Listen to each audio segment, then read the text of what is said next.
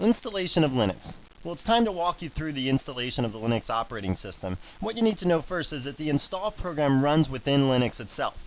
Now that might seem like kind of a contradiction, right? How am I supposed to install Linux if I need to be running Linux already?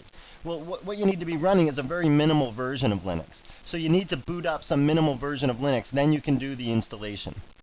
Now the choices for media are CDs, you can use floppy disks, you can use DVDs, or you can just download it over the network.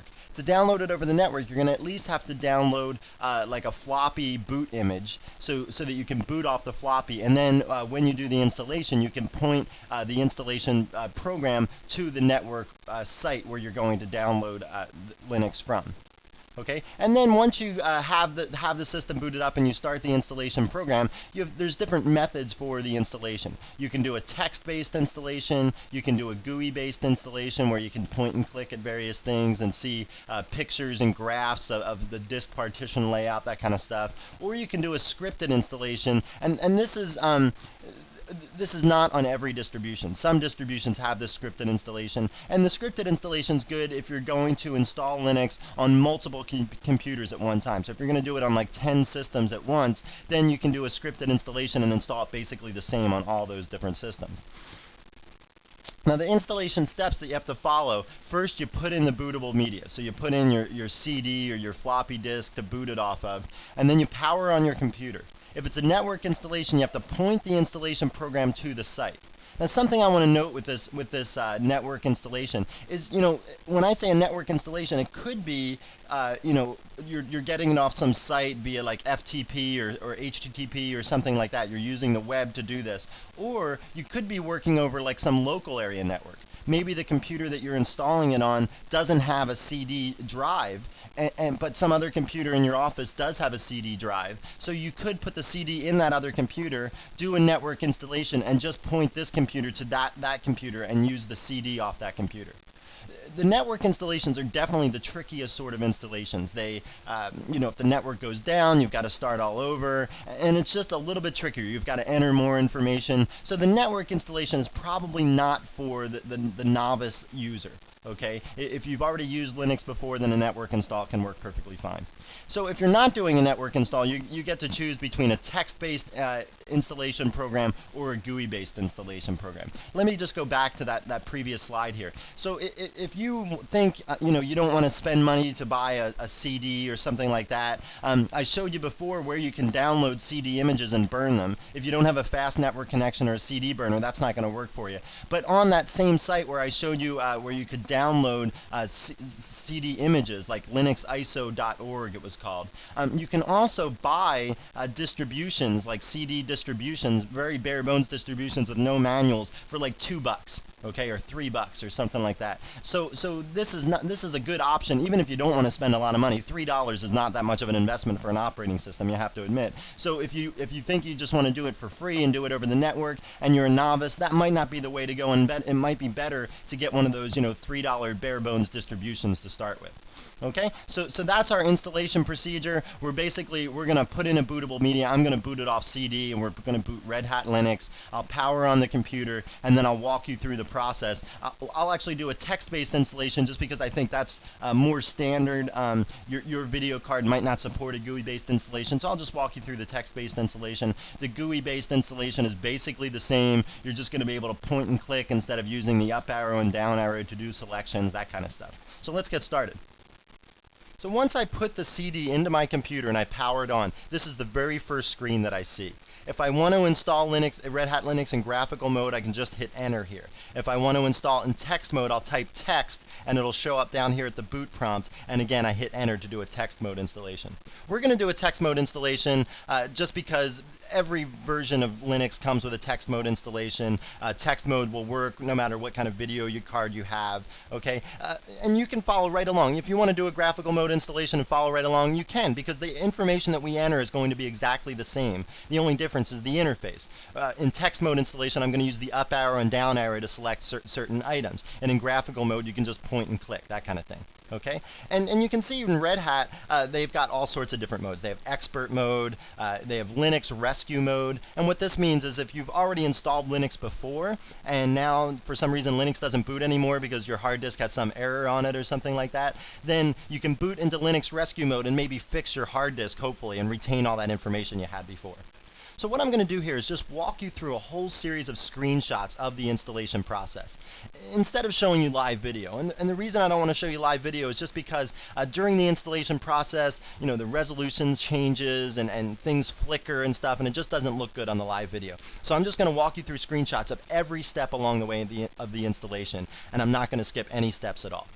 Okay, so what we're going to do here is we're going to type text down at the boot prompt. And then once I type text, I'm going to hit enter, and we're going to start the process of the installation. So the installation's starting, the system's booting up. You can see I'm loading drivers now. And then the first thing that we have to actually answer, a question that we have to answer, is what language would you like to use during the installation process? Okay, so this is the classic sort of, or the standard kind of screen that we're going to see in the text mode installation process. Okay, and you can see down here there's a legend. F1 for help at any time. Tab to move between elements. So if I hit tab now, OK would highlight. If I hit tab again, back would highlight. If I hit tab again, OK would highlight again. All right, and then once I have the proper things highlighted, I hit the space bar to actually select that. And to select between languages here, I can just use the up arrow and the down arrow to move between the various languages. All right, so I'm just going to hit tab to highlight OK and then hit space bar to move on. Now the next question we have to answer is what model keyboard is attached to our computer. And there I'm just going to pick US. Again, I'm going to hit tab to highlight OK and hit space bar to select it. And now I have to choose what model mouse is attached to my computer. Okay, I'm going to choose just generic 3-button mouse. And that works fine for any 3-button mouse. And like I said before, you know, it's good to have a 3-button mouse with Linux just because Linux makes use of all 3 mouse buttons. If you only have a 2-button mouse, you can choose one of the various generic 2-button mouses here for whatever kind of connection you have to your computer, whether it's a PS2 connection, those little round plugs, or USB, the flat kind of plugs, or the serial connection, which is pretty old and you probably don't have that one. If you want to choose your actual brand of mouse, you can scroll down and choose Logitech or whatever kind of mouse you have. If you do have a 2-button mouse, you know, choose whatever one you want, but make sure you highlight or select the emulate 3 buttons here. Highlight that and then hit spacebar to select it, and then tab down to OK and hit spacebar again to move on. And now it says, welcome to Red Hat Linux. We're about to start the actual installation process. We've booted up the basic version of Linux, we've answered the pre-installation questions, and now we can actually do the real installation of Red Hat. Again, I'm going to tab to highlight OK, and it looks like that, and then I'll just hit spacebar to select. The next question that's asked of us is, what type of system would you like to install? So we can do a workstation installation for some kind of a desktop computer. We can do a server installation, obviously, for a server. We can do a laptop installation, obviously, for a laptop. And installing Linux on a laptop is a little tricky, and there's some special nuances there that you have to worry about, and the laptop installation is going to guide you through those. And then there's a custom installation and an upgrade existing system installation. We're going to do the custom installation, and we could do a server installation or workstation installation, but those installations make a lot of assumptions about what kind of software you want on your system, and I'd rather just guide you through the whole process and tell you, talk about all those choices with you so you can get exactly the kind of software that you want on your particular computer. So I'm just going to select OK here and move on. And then the next process is partitioning our disk. So Red Hat gives us the option of doing an auto partition. And what this is going to do is it's going to do a basic partitioning scheme, kind of like what I showed you in the last video with just a few partitions. If you want to partition the disk yourself, you can use Disk Druid or fdisk to do that. Fdisk is kind of like the Windows program fdisk, so if you've used that before, this is pretty similar. Otherwise, if you're not familiar with fdisk, you should just use Disk Druid because it's a little bit nicer and it'll guide you through that process a little more easily. So I'm just going to choose auto partition here, so I'm going to hit the spacebar and move on. And now it comes up with this warning. It says the partition table on device SDA was unreadable. Well, the reason it's unreadable is because this is a brand new disk and I'm installing Linux from scratch on this computer. Okay, so the partition table on device SDA was unreadable because it's not there. So it says to create new partitions, it must be initialized, causing the loss of all data on this drive. All right, so would you like to initialize this drive? We'll say yes and move on. And now it says, it asks a question about how much of the disk is really being initialized. So say you have a dual boot system. Say you have Windows and you want to also dual boot Linux. Well, what you can do there is before you ever get to this installation process, you should partition your disk up to give Linux a big chunk of your disk. And in that case, you could say remove all Linux partitions on this system. If it's just a clean disk and you're just installing it from scratch, just say remove all partitions on this system. And then it says down here, which drives do you want to use for this installation? If we had multiple drives, they would all be listed here. We only have one drive on my computer, so I'm just going to say that. Click OK and move on. And now I come up with this other thing. Warning, warning, warning. You have selected to remove all Linux partitions and all data on them on the following drives. Are you sure you want to do this? It defaults to no. Just tab over to yes and hit spacebar to select that. And now you can see the partitioning scheme that it's chosen for us. Okay, so here's the /dev/SDA device. So first, before we discuss this, let's just talk about the /dev directory for a couple seconds. So the SDA device, this SCSI disk, is going to house all the various directories of Linux, the /home directory and the /boot directory and all that stuff. But SDA itself is an entry in a directory on the SDA disk, okay? The /dev directory just holds one entry for every single device, every partition, all the various devices on the system have an entry in the /dev directory. And this is just like a placeholder. It just kind of keeps track of some information about the various devices. And SDA holds information about itself, okay? So that might seem kind of confusing at first, but don't worry too much about it. Then you can see here all the various partitions on the SDA disk are listed here. So SDA, remember, is the first SCSI disk. SDA1 is the first partition on the first SCSI disk. SDA2 is the second partition on that disk. SDA3 is the third partition, and so on. Then over here, you can see what is actually on each partition. So you can see here the /boot directory is what's contained in partition 1. And you can also see it's 47 megabytes large. Then the / partition is on partition 2, or the / directory is on partition 2, and the / directory just refers to every directory in the computer except for /boot, because that's been explicitly put into partition 1. And then you can see here the third partition is the swap partition, and that's 509 megabytes large. And we talked about what the swap partition was in the last video. You can also see that everything else in the system, the / directory here, is taking 3,500 megabytes, which is like about 3.5 gigabytes. Okay, so there's our partitioning scheme. If it's okay, you can just select OK and move on. If you want to edit something there, you can do that. If you want to go back and just do the partitioning yourself, if you decided after you see this you don't like it and you want to do it yourself, you can hit back and go back and do it yourself. All right, so there's the partitioning scheme that we're going to use. I'm just going to click OK and move on. The next question it asks us is, which bootloader would you like to use? The default bootloader for Red Hat is the GRUB bootloader, which just stands for the Grand Unified Bootloader. That's a good acronym. And this is the default for Red Hat. That works perfectly well. You could also use Lilo as your bootloader. We're going to talk about Lilo in a later video, but for right now I'm just going to use GRUB and move on here. Then it says, where do you want to install the bootloader? One choice is the master boot record. If you're just booting Linux on your system, if that's the only operating system on your computer, then the master boot record's the place to put it. If you're going to dual boot various operating systems, then you can put it in the first sector of the boot partition, and when you turn on your computer, you'll have a choice of what operating system you boot. And then if you choose Linux, then it's going to go to the first sector of the boot partition and boot from there. The next option is a very advanced option. It's the bootloader configuration option. Here what you can do is, if you need to pass special options to the kernel, you can write them here, and you know, then they'll be executed when the system boots up. Like I said, this is a very advanced option. I'm just going to leave all this stuff blank and hit OK and move on. And now we've got our bootloader configuration screen. Basically, if you have multiple operating systems, you can list them out here, so then when your system starts up, you can choose between any of these operating systems to boot. We just have Linux on this computer, so I'm just going to hit OK again and move on. And now another option is to use a password for the bootloader. So here, if you want to use a GRUB password, and the only time you do this is in some sort of high security situation. Because if you don't have a GRUB password, what can happen is, you know, somebody could, a very knowledgeable person could reboot your system, try and like pass some certain options to the kernel to then gain access to your computer as like a root user. Okay, so if you want to prevent that, select this by hitting the space bar to use a GRUB password, type in the bootloader password, and then type it in again to confirm it. And then the next screen is network configuration. We're going to talk all about configuring a network in some later video. If you know what you're doing here, you can fill this in.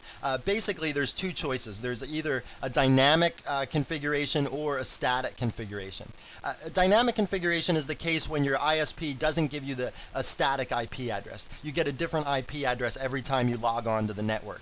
Okay, if that's the case, then you star this. If that's not the case, then if you actually do have a static IP address, you can write the static IP address here, write your subnet mask here, write your default gateway here, and your name servers here. All right, but like I said, we're going to talk all about network configuration 5 videos down the road or so. And the next option is a firewall configuration. All right, so just think of this firewall visually. Like, what's a firewall? It's a wall that's on fire, right? Okay, so if you had a firewall around your house, it would be very hard for people to get into your house. And the same's true of your computer. If you have a firewall on your computer, you can set up various levels here, either no firewall, medium, or high. And in that case, you know, it just restricts the access to your computer over the network. If you're running a server or something and you have a high degree of firewall, then what's going to happen is it's going to be hard for people to gain access to your servers. And maybe that's what you want. Maybe you only want a select group of people to be able to gain access to your server, and in that case you can configure it just so those people have access to your server. So this is again for high security systems. You should choose high. For regular systems, just choose medium, and that'll work perfectly fine for most instances. The next screen here says language support. So if you speak some other language, you can choose that here. I just speak English, so I'm just going to leave that alone. But if you speak Estonian or something, you can choose that. Again, you're just going to have the option of seeing various options in Linux in different languages then if you pick that. Next, it says what time zone are you located in. You can choose to set your hardware clock to Greenwich Mean Time. That would kind of drive me nuts, I think. I'd always have to be converting, trying to remember how far off from Greenwich Mean Time I am. Instead, I'm just going to scroll down the list here, and I get to America, Vancouver. So America is North and South America. When you see a city that you think is in your time zone, and Vancouver, British Columbia is in my time zone here in Seattle, so I'm just going to pick that one. Now the next screen is asking us to pick a root password. The root password is essential for system security. Since the root account has all the privileges on the system, you don't want somebody to be able to get into that account. So pick a root password that's going to be really, really hard to guess. Upper and lowercase letters should be in the root password. Some symbols like an exclamation mark should be in there, or numbers should be in there. Okay, and it should just be really, really hard to guess for a normal person, and also for password guessing programs that are out there. There's password guessing programs that go through every word in the dictionary and mix the letters around. They put capital letters in there and stuff. So it should just be really hard to guess. It should have some numbers and symbols in there, like I said. What some people do is they take two words. They take the beginning of one word and the end of the other word. And then they turn letters like L's into the number 1 or an exclamation mark or something. They turn A's into the @ sign that we always use in emails. Okay, so just to mix it up, to make it hard for some automatic program to guess it. So I'm going to fill in these fields. I'm going to type in my password, and I'm going to type it in again to confirm it. And you can see here that it's just all stars. So somebody looking over my shoulder wouldn't be able to tell what I just typed in. And I'm going to select OK to move forward. And now it's asking us to add a normal user account. You can log in as the root user, but you should always have a normal user account that you do most of your normal day-to-day stuff on. You send email and browse the web as your normal user account. Even if this is your own personal system, you should have a normal user account to do that day-to-day stuff. So I'm going to fill these fields in, and you can see here I've given myself a user ID of Perry, I've given myself a password, and I typed it in again to confirm it, and then I just typed my full name. Okay, so there's the information that needs to create a user account. I'm going to select OK to move forward. And now this is the user account setup page. It tells me what accounts I've added already. If I want to add more accounts, I can select add here, but I'll show you how to add more accounts later when we talk about user administration in Linux. You'll be able to add all the accounts that you want to. For right now, I'm just going to select OK to move forward. And now this page is all about authentication configuration. The first two things here have been selected by Red Hat already. Use shadow passwords and enable MD5 passwords. We'll talk about this more when we talk about user administration, but for right now, let me just tell you that shadow passwords, what that means is that the passwords are going to be stored in a separate file all by themselves. And enable MD5 password says that those passwords that are stored in the shadow file are encrypted by the MD5 hash function. And the MD5 hash function is just a way to encrypt passwords that's proven to be really, really solid. solid. Even if I showed you the encrypted password, you wouldn't be able to decrypt it. Even if you had the most powerful computers in the world on your side, it would take you years and years and years to decrypt that password. And hopefully by that time somebody's changed the password. So your decryption won't do any good anyway. Okay, so that just adds an extra level of security to regular systems. Now this stuff down here adds extra levels of security to network systems. So if you're in some office or some organization where you have lots of Linux computers all networked together, that's where these things come into play. NIS is the name information server. Basically, this allows someone to sit at any computer in the organization, sit down, type their username and their password, and it's just going to look like they're at their normal computer. Everything's going to kind of be the same. They're going to be using the same username, the same password. They're going to have the same files available to them, that kind of stuff. LDAP is the Lightweight Directory Access Protocol. So this is if you want to have some directory information in your organization, like you want to have people's usernames, what projects they're working on, their phone number, that kind of stuff. And this is going to serve that up in a secure way. And then there's Kerberos. Again, in a networked environment, if you need to log on to some other system in the network, and you need to type a password to log on to that system, your password's going to travel over the network unencrypted. And there's things out there called packet sniffers that can read the stuff traveling by on the network, and if they saw your password, they'd be able to log into your account and delete your files and things like that. But if you have Kerberos installed on your system, that's not going to happen, because the password's going to travel over the network in an encrypted fashion. So people could see it, but it's going to be the same thing as above here. It's an encrypted password, and for them to decrypt it, it's going to take them years and years of work. Okay, so there's the authentication configuration stuff. I don't have a networked environment for my computer, so I'm just going to pick these two upper ones. Next page, we get to pick the packages to install on our system, all the various software for the tools that we want. And you can see here the total install size is 827 megabytes for all the various packages that they've picked by default. And you can see which ones they picked by default. They're represented by the stars in this column. Okay, so they've picked basically very standard stuff: printing support, X Windows support. Here they picked the GNOME desktop environment. They didn't pick KDE. Red Hat uses GNOME by default. Other versions of Linux use KDE. You can pick them both and then just decide which one you like better. There's sound and multimedia support, network support. On the next page here, there's dial-up support, messaging, and web tools. If you do graphics design, you might want graphics and image manipulation software. Install that package. Then there's a bunch of servers here. News server, NFS file server. This just stands for the networked file system that we'll talk about later. Windows file server. You can use a Linux box as a Windows file server. Anonymous FTP server, SQL database server. These are all choices for you as well. On the next page here, you can see web servers, router and firewall software, all sorts of stuff. There's the Emacs editor that I really like, so I'm going to pick that package. And you can see I pick it, now a star shows up in that column, and also my install size jumps from 827 up to 862 megabytes. Okay, so let's see what's on the last page here of the package group selection.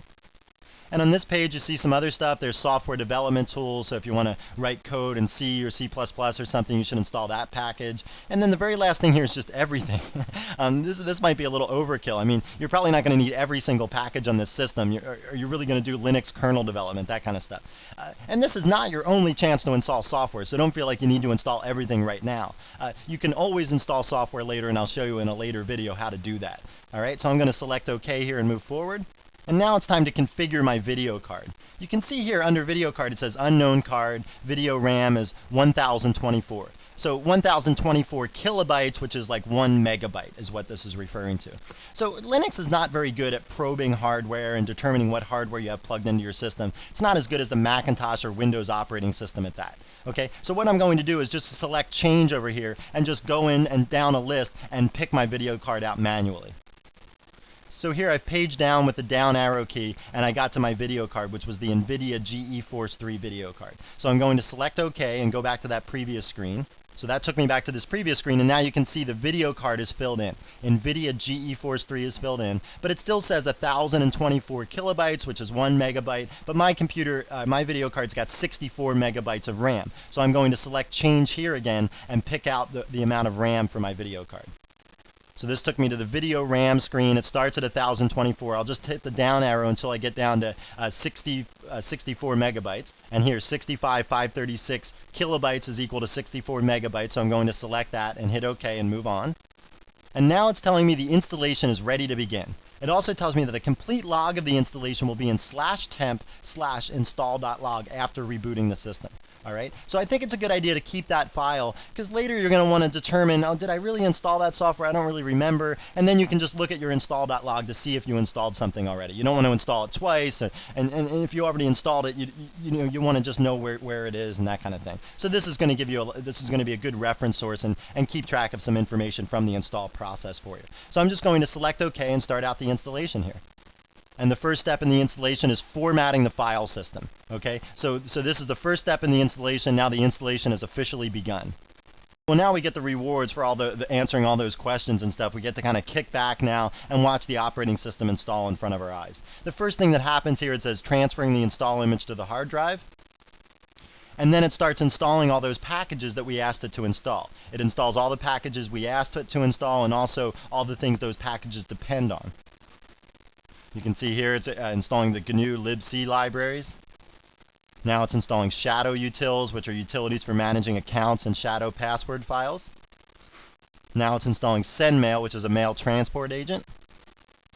And eventually, if you install enough software that couldn't fit all on the first disk of the distribution, it'll come along and say insert disk 2 to continue. Okay, so I'm just going to hit spacebar here to select that.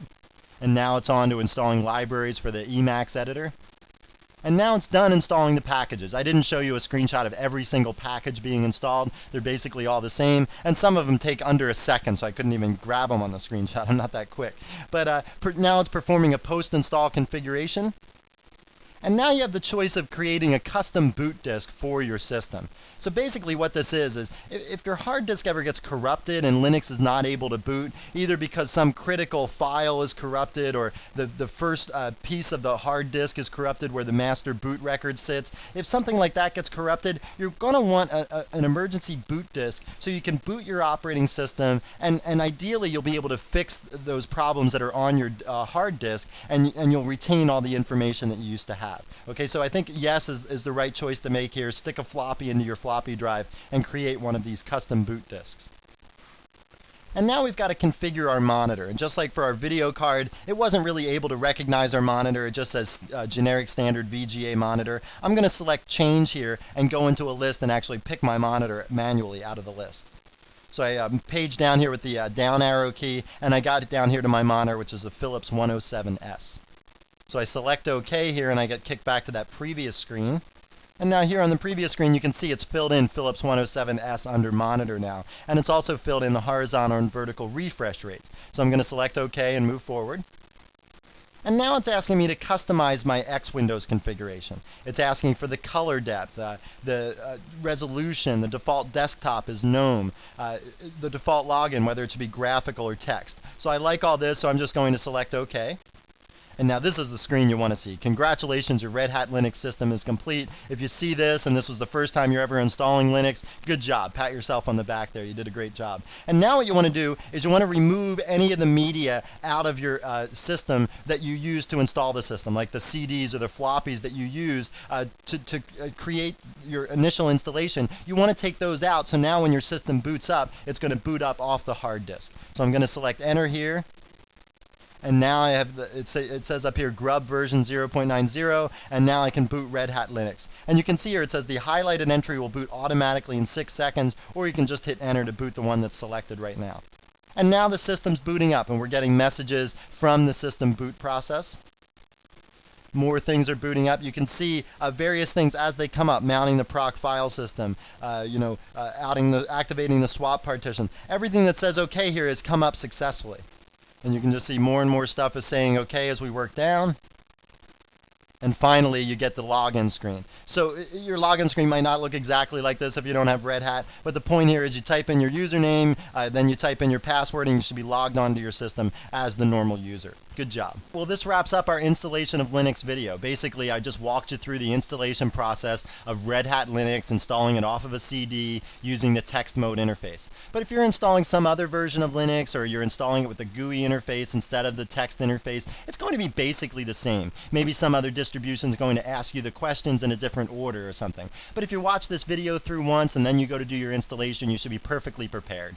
And the text mode interface is what I was showing you here, but the graphical interface is going to be pretty simple, and it's going to, like I said, all the questions are going to be the same, just the interface is going to be different, but it's going to be simple enough that you'll be able to pick it up right away.